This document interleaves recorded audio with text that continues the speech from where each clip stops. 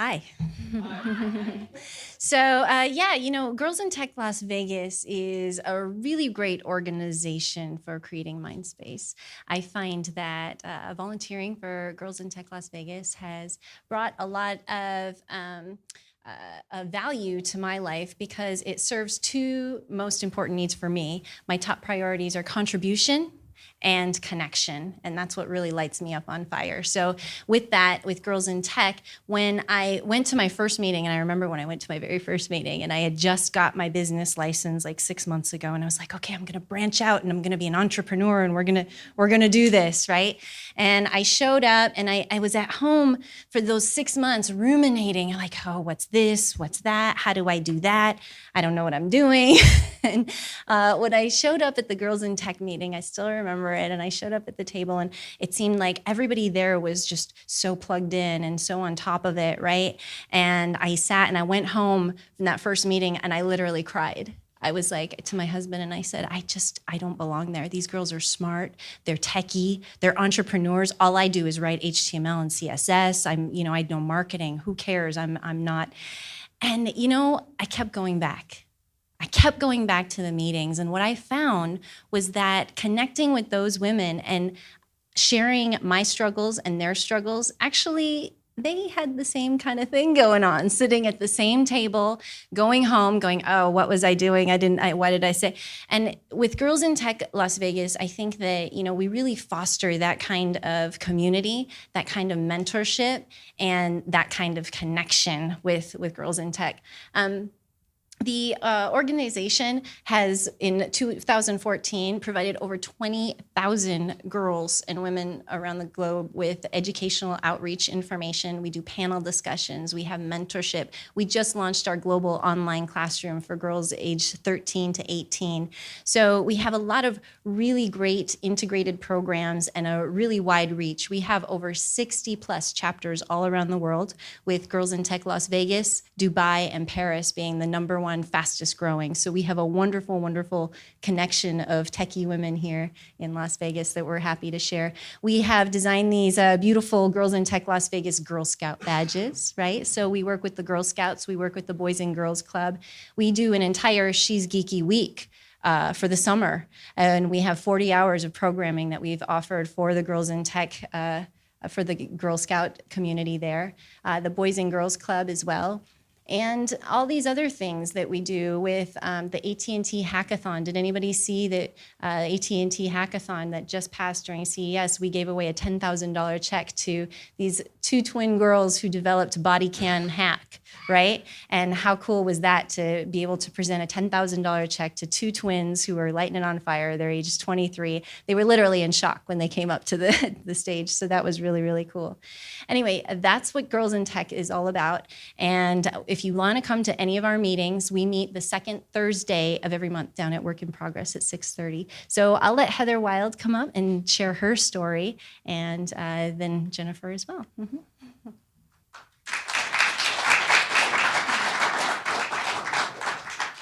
Hey everyone, some of you may know me. I'm currently the CTO here of Rocketeer in town, which works with the entrepreneurs of the Downtown Project and other Tony Hsieh investments. But before that, I was working up in the Bay Area at a little company called Evernote. Some of you may have heard of that one too. And it was when I was working at Evernote that I started getting involved in Girls in Tech, because I actually wanted to expand my outreach into Las Vegas because I had moved here in 2013. And I was traveling around the world, going to the different Evernote offices, and I just had no life outside of the company. I think we can all relate to that. Just building up a startup, you just start to live the company. And I wanted to get some kind of give back to the community a little bit that I was moving into. So I found Girls in Tech, and immediately I clicked, I gelled with the message that they were giving. But I still had to keep traveling for work, going around. And this crazy person called Christina kept noticing something about me that from the first time that she would see me, to the next time, to the next time, I would get a little thinner, a little more tired, a little more drawn out. And sorry, okay. And it was a little disheartening because she was seeing snapshots of me that I wasn't seeing. Because every time I would show up for another event, it was maybe a week later, a month later, something like that. But I didn't have that perspective on myself that she had. And I was mentoring the kids. I was telling them how wonderful it is to be in a startup, how great. And meanwhile, I wasn't paying any attention to myself, to my health. So one day, this lovely lady, Christina, says, "When was the last time you went to the doctor?" And I was like, "Oh, I've made tons of appointments." She said, "No, when did you go?" and I realized that it had been probably like 3 years since I'd actually made it to the doctor. So then she dragged me to the doctor. She sat there with me. She was my advocate. And she took me, and like the doctor would ask me a question, and I'd kind of like say, "Oh," and then she would answer for me. And it was amazing because she knew these things about myself that I hadn't even noticed because I just didn't take the time to pay attention. And it turned out I had a tumor in my intestine. And I was losing, I wasn't getting any nutrients. And if I'd let it go any longer, then it would have been stage 1 cancer. So for a year and a half, I just let this thing grow inside of me. I lost 35 pounds. And if I hadn't taken the time to volunteer for Girls in Tech,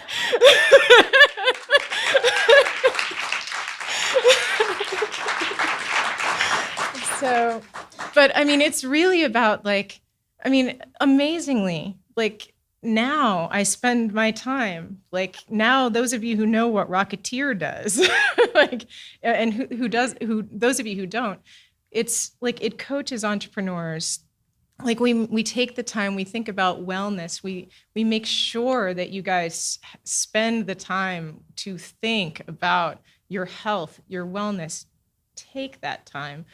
Go home, have juices, do yoga, go to the doctor, because it's very important that you do that and take care of yourself. And if you take anything away from what I've said tonight, it's that your health is way more important than jet setting around the world and working on your company.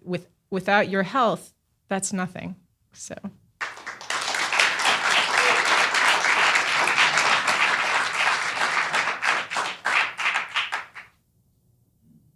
I don't quite know how to follow that, but I'll give it a shot. My story is similar to Heather's. I definitely didn't have a tumor, but this will probably be the first time I ever say this publicly, but I do suffer from chronic depression and anxiety. Okay. And I was diagnosed when I was 15 years old. I have a husband, I have 2 children, I had crippling postpartum depression, and I isolated myself a great deal, both as a stay-at-home mother for 7 years, and then again as an entrepreneur after the fact. Because when you're an entrepreneur, when you're the business owner, or when you're in a management position, you feel isolated even if you are surrounded with people in your office all day, every day, because you don't feel like you can quite connect with those people. The people that you're talking to every day are investors, they are business advisors, they are your employees, and you have to keep a happy face on. You have to say, things are going great. Everything's positive, nothing's wrong, everything's good. While inside you're going, oh my God, oh my God, oh my God, this thing is going to go tits up any day now.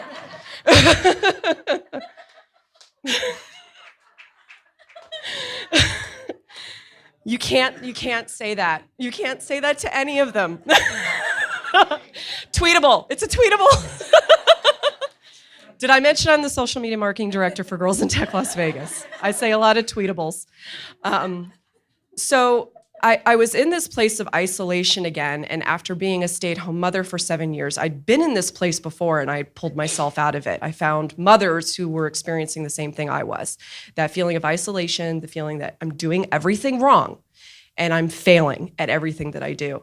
And so I decided I need to get out there more, and I need to talk to people, and I need to connect with people. And I wasn't really doing that. I was seen a little bit here and there downtown, but I wasn't really doing much. Nobody really knew who I was. And then one day I decided, really, if I'm being completely honest, I initially went to Girls in Tech Las Vegas for the networking opportunities.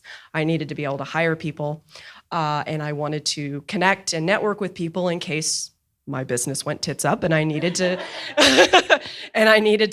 talk to somebody in Girls in Tech and say, hey, where can I get a job? Okay. So that was the real reason that I went. But what I found was so much more profound. And that was that we're all putting on this positive image for everyone else. The business is going great, everything's wonderful, nothing at all is wrong. But then I connected with Christina, and I connected with Heather, and I connected with a lot of the other women who are involved in Girls in Tech Las Vegas. And Girls in Tech Las Vegas is really about empowering women in business and technology. Well, what I found was that I wasn't going in there and, I was empowering other women, but we were also empowering each other, because we were basically taking each other by the hand and saying, I'm scared too. I'm terrified every day. I'm the manager. I'm the director. I work at a startup and I wear so many hats. And if I screw up, it can really affect the future of my business. And having these other women who looked like they were rock stars and had no problems whatsoever, right? We're looking from the outside looking in. We don't see the whole story. But then hearing their stories and knowing they were terrified too. They were absolutely terrified all the time, and having panic attacks once a week, just like me.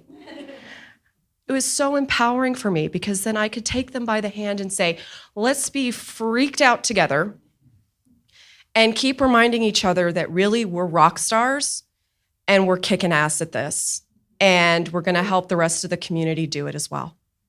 And that's my story with Girls in Tech. Thank you.